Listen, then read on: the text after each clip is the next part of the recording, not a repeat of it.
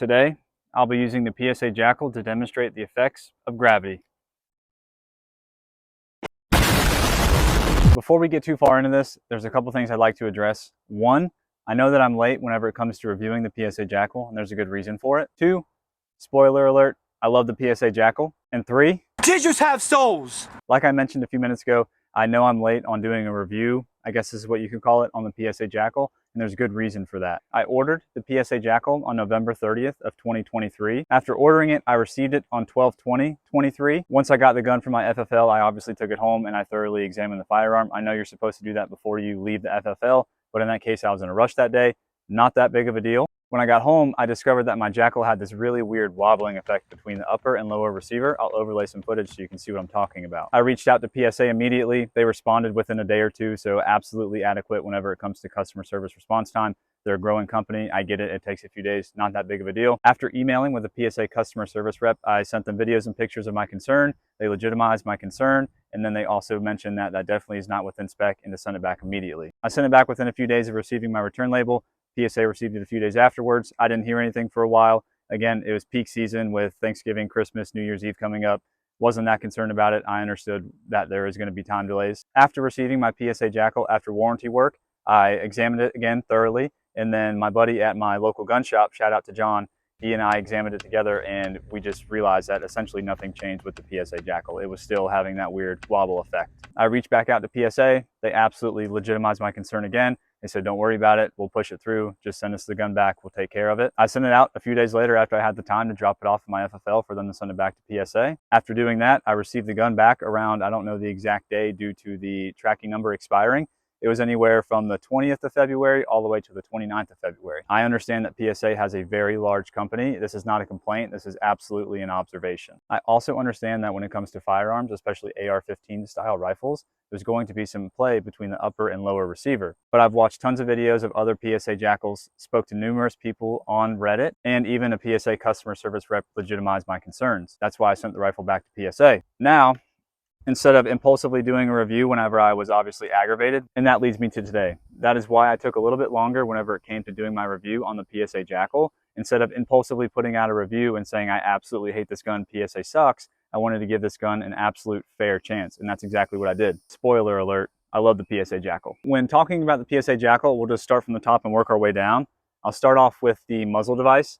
This PSA Jakl is 16 inches. So at that point, they don't have to pin and weld any sort of special muzzle device like they do with the 13.7 pin and weld barrels or the 14.5 pin and weld barrels. On the pin and weld barrel options, they offer a couple different muzzle devices. Obviously, the A2 style flash hider. You get the JMac Customs, which is compatible with the Dead Air Chemo, and then they also offer a reared-in muzzle device as well now. The reason I opted for the 16-inch variant, that's just because it's what I like. I prefer a 16-inch rifle. So on here, I just have the standard Jakl style A2 flash hider. Just a quick spec rundown real quick. The barrel is nitrided and it's made out of 4150 moly steel. You also get a 1-in-7 twist with the PSA Jakl. You obviously get your standard thread pitch, which is 1/2 by 28, accepting any normal 5.56 muzzle device you can desire. When it comes to the accuracy on the PSA Jakl, it's absolutely adequate. I've shot close to 25 round groups, most of them being with 62 grain PMC green tip, but I'll display here in a second using a variety of different ammunitions. I've averaged about a 2 MOA grouping every time I've shot the PSA Jakl.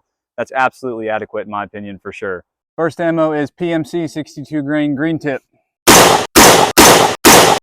Next ammo is 55 grain Hornady Frontier. Next ammo is 223 PMC Bronze. Next ammo is 55 grain Winchester White Box. From the footage you just saw, I'll start with the first ammo and I'll work my way to the left. This is PMC 62 grain green tip ammunition. This was a 2 MOA group at 100 yards. Then we'll move on to some 55 grain Hornady ammunition. This was a 3 MOA, but these 3 rounds right here are 1/2 MOA. This is some 223 PMC Bronze. This grouping right here, I only shot 4 for some reason. I don't know why I didn't load a 5th round. This is a 2.5 MOA group. And then this final grouping is Winchester White Box. From here to here, that is 4.5 MOA. From here to here, that's 3 MOA. So after seeing those groups and you come to the conclusion that I suck as a shooter, well, then I just suck, I guess. I will say the best group I have shot with the PSA Jakl is 1.4 MOA. Everything else is consistent around 1.6 to 2 MOA. Again, that is absolutely adequate in my opinion. As we're working our way down the PSA Jakl, the next thing we'll talk about is the user adjustable gas block. So again, This gas block is user adjustable. There is no special tools that are required. You can easily manipulate it, turning the gas up or down on the PSA Jakl, no problem. For those of you that are going to ask, why is an adjustable gas block significant? I'll explain it. The significance of a user adjustable gas block is because whenever you have a typical suppressor, obviously excluding flow-throughs like Hux Works, stuff like that, is whenever you have your suppressor on here, it creates more gas blowback. That obviously makes your firearm run and cycle harder. That creates unnecessary wear on your firearm. That also puts more toxic gas back in your face. With an adjustable gas block, you can kind of mitigate that. You can tune the firearm to work with that suppressor, or in adverse settings, whenever your firearm is really dirty, or if you just shot it a whole bunch and it's really, really dirty, then you can obviously tune the gas all the way up, and then you can almost guarantee your firearm will function reliably. I'll show you how to easily tune the PSA Jakl's gas block without a suppressor using 62 grain PMC ammunition. The first step you need to take in tuning a gas block is just turn the gas all the way off, which I've already done. Chamber your first round and take your first shot to verify it's off. After taking my first shot, you probably noticed the spent casing didn't eject, so let's eject it. That's the spent casing. My firearm is clear. I'm going to turn the gas block up 2 settings to setting 3. We are on setting 3. I'm going to take another shot and we'll go from there.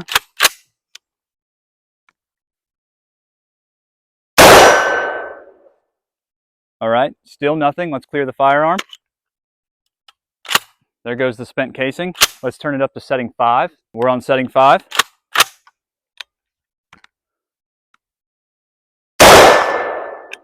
As you can see, the spent casing ejected that time. Let's turn it up one more setting to setting 6. We're looking for a really consistent, solid 2 to 3 o'clock ejection pattern. All right, we are on position 6. Let's take another shot and go from there.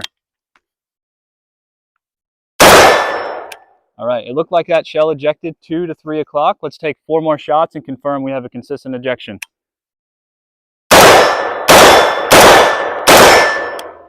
Yep, all of those landed in the same exact spot. That ejection pattern looks pretty good. That's how you tune the gas block on the PSA Jakl. The next thing we should talk about on the PSA Jakl is the upper receiver and the handguard. On the handguard, you have M-LOK at the 3, 6, and 9 positions, so there's plenty of real estate to mount your favorite accessories that you would want to put on there. It is made out of 6105, aka aluminum alloy, and it's monolithic. What monolithic means is that this entire upper right here is one continuous piece. There is no bridge like you have on a normal AR-15. For those of you that don't know what bridging in optic means, on a normal AR-15, you have your upper receiver rail and your lower receiver rail, and there's a gap right here in between them. If I were to mount my optic anywhere above or in front of this gap, there's a potential that over time you either shoot your handguard loose or it gets shaken loose, the screws back out, whatever it may be, but there is potential that your handguard becomes loose. If your handguard were to loosen, you obviously would compromise your zero. With a monolithic upper, you don't have to worry about that at all. There's plenty of real estate and there is no gap for your optics, so you can essentially mount it wherever you want. If you are really concerned about bridging an optic, there is one simple solution for you. Just don't run a handguard on your AR-15. Be a man. I burned my hand! Another advantage of a monolithic upper is the fact that this rail is just absolutely beefy. I have full confidence if I were to slam this against a tree or a rock for support whenever I'm shooting, that there's going to be no compromise in my zero if I were to have, say, a laser or an IR device on there. Nothing to worry about. This is an absolutely solid handguard. A big disadvantage, though, to this monolithic upper is the fact that it doesn't operate like a normal AR-15. It is a long stroke gas piston system. So it's essentially an AK system inside of this entire upper. So unlike an AR-15, your bolt starts here, it reciprocates back here into the buttstock, into the buffer tube, reciprocates back upwards. On the PSA Jakl, all the reciprocating mass is completely up here. So that's obviously going to lead your PSA Jakl or any sort of long stroke gas piston system to typically be more front heavy than your standard AR-15. I'm going to contradict myself. I know I said that could be a disadvantage, but it also could have an advantage as well. I know that the 5.56 caliber doesn't have a lot of recoil to begin with. Because of how heavy this upper receiver is, it essentially deletes any sort of vertical recoil I may experience.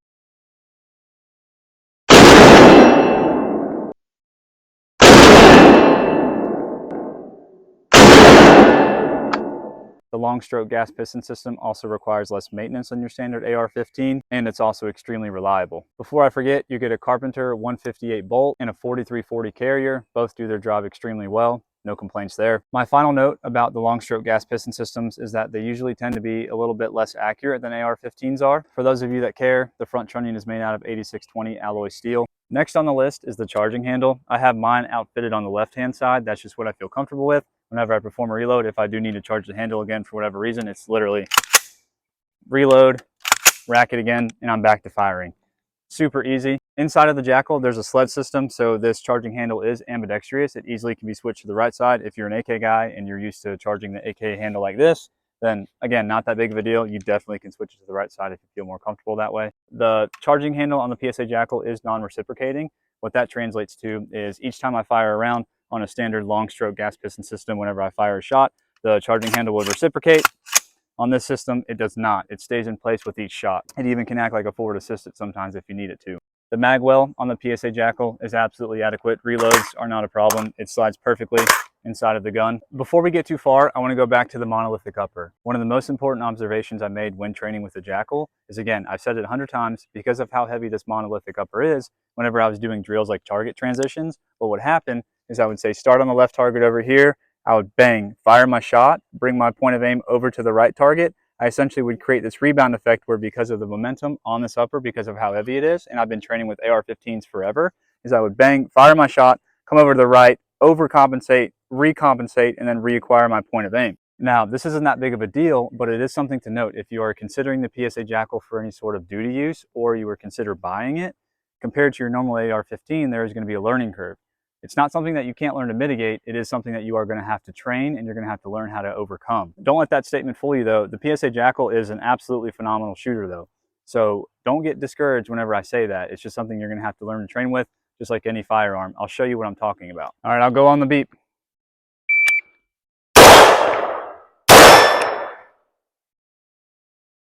.241 was the time. As you can see, whenever I transitioned over to the right side, I overshot because of how heavy this upper is. This PSA Jakl 16 inches. Let's compare it to a normal 16-inch AR now. This is a 16-inch Daniel Defense Res 3. I'll go on the beep.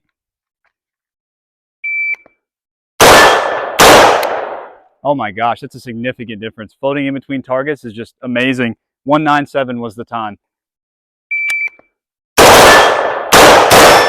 Before anybody comments that me transitioning from targets and having that rebound effect is a skill issue, it's not. And the best comparison I can make is, say you were a baseball player, you were on the on-deck circle, and your baseball bat had a weighted donut on it. You've been swinging the crap out of that thing, and then you take the weighted donut off of your bat and you start swinging it again. You're swinging that bat a million miles an hour, it feels like. So going from something super light to super heavy is obviously going to be a learning curve. It's not the end of the world. It's something you can learn to compensate with, but just one of those things you have to learn to live with. The next thing we can talk about is the lower on the PSA Jakl. The lower is essentially a mil-spec AR-15 lower. There's only one conversion part, I'm pretty sure, that requires you to be able to fit a PSA Jakl upper on an AR-15 lower. So that means you can use your favorite grips with an AR-15, you can use your favorite aftermarket triggers, your favorite safeties. Essentially all of your favorite AR-15 lower accessories are compatible with the PSA Jakl. That was a really good thought process by PSA, so shout out to them. Finally, that brings me to the buttstock. So again, because this is a monolithic upper and you have a long stroke gas piston system,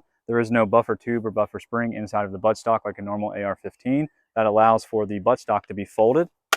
The firearm is functional with the buttstock folded. Whenever the buttstock's folded, it kind of locks into place. There is a little bit of wiggle here. All you have to do is yank on it and it locks back into place firm. It is a really, really solid lockup. On the PSA Jakl, you have an adjustable cheek riser. I personally really enjoy it. To activate the cheek riser, all you have to do is grab these two tabs, pull back, lift up, pull forward. There's a little locking mechanism right here. There has been reports of people, whenever they're running and gunning, that whenever the cheek riser is in the up position, that it gets knocked back down into place. I personally haven't had that happen to me. And then on the length of pull, it's like 8 positions, I'm pretty sure. All you have to do is grab these two tabs, and then adjusting it is absolutely no problem. Not only is this buttstock super appealing to look at, it's actually really functional. This cheek riser, I'm a really big fan of it. And then this buttstock, this long deep pad right here, fits really nicely into my shoulder. So whenever I'm, say, performing reloads, I break my shoulder, have to reload, re-shoulder the rifle, it fits naturally right into my shoulder. I'll show you some high ready drills.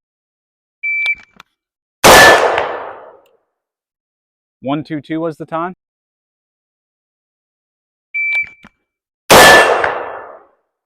117 was the time. Let's see if we can get a sub-second right here. I have confidence we can. Oof. 0.84. Next on the list is the trigger. The trigger is PSA's Polished Enhanced Trigger Control Group. Overall, it's a pretty solid trigger. You get a really nice, crisp break with like maybe a few millimeters of play. Pull on the trigger. There's a wall, and then just a solid break. Reset is nice and tactile. You definitely hear it reset. and then back to that solid, crisp break. The pistol grip you get with the PSA Jakl is just a standard Magpul grip. It's absolutely adequate in my opinion. The next thing we'll talk about is disassembly. Because this is an AR-15 lower, it breaks down just like a standard AR-15. These two takedown pins right here need to be pushed out. Once they're pushed out, they're captive. You don't have to worry about keeping track of them. They'll stay in your lower receiver. You take the lower and upper receiver apart. You push down on your recoil spring right here. It'll come out. Flip the Jakl upside down. Then you can take out your bolt. Just slides out no problem. Then you can take out your charging handle. You just push it out, this little notch right here, and you should just be able to wiggle it out. Then your sled will slide out. And your Jakl is completely disassembled. For reassembly, just do the exact opposite. Take the front of your sled right here. It goes into the bottommost part of your Jakl. There's two little grooves for it. Just line it up, push it into place. Line up those notches on the sled with this little notch right here on the upper. Your charging handle has a Jakl logo on it. The Jakl logo faces up. You have to find like the perfect happy medium on your charging handle. It may require some wiggling. Just make sure it functions real quick. After you make sure your charging handle works, just take your bolt, slide it into place.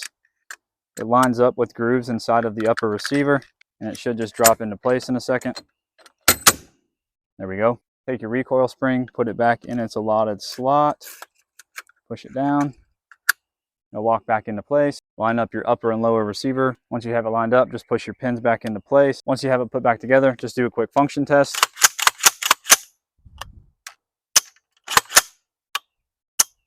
And you're good to go. Overall, I really do think the PSA Jakl is a phenomenal firearm. The only disadvantage I can really see is the fact that, one, I'm averaging about 2 MOA, but that could be more of a user thing than it is an actual gun thing.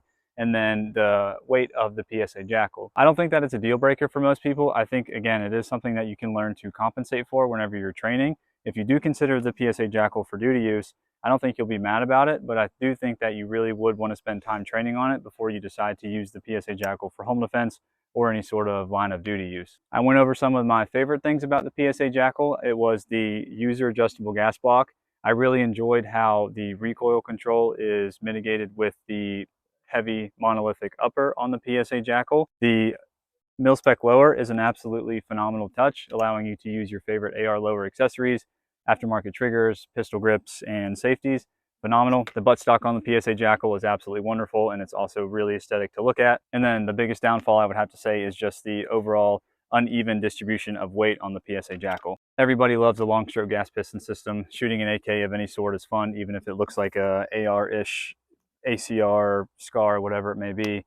It's awesome. I don't think the weight thing is really an issue. As long as your testosterone levels are above like 650, you should definitely be able to learn to control it. If you're on the fence about buying a PSA Jakl, I probably would just go ahead and do it, to be completely honest with you. It's overall really fun and it's really smooth to shoot. It's an absolute looker. It's like the ACR we have at home. I'm sure you've heard that 1,000 times.